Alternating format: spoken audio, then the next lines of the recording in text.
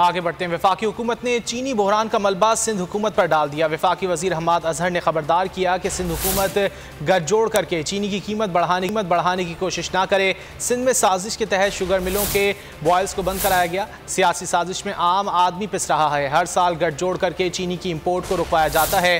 बाकी कारोबार में फेल होने वाले चीनी के कारोबार में कामयाब हैं। तमाम बड़े सियासी घरानों की शुगर मिल्स हैं।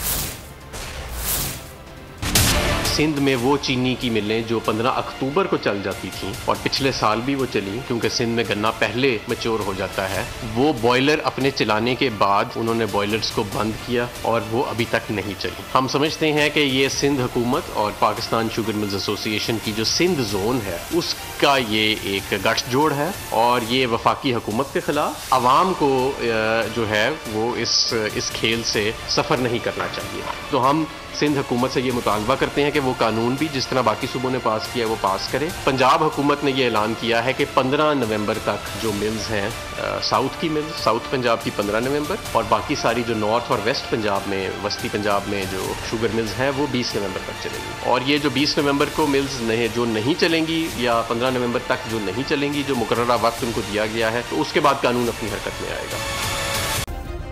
सब्सक्राइब करें और बेल दबाएं ताकि कोई खबर रह न जाए।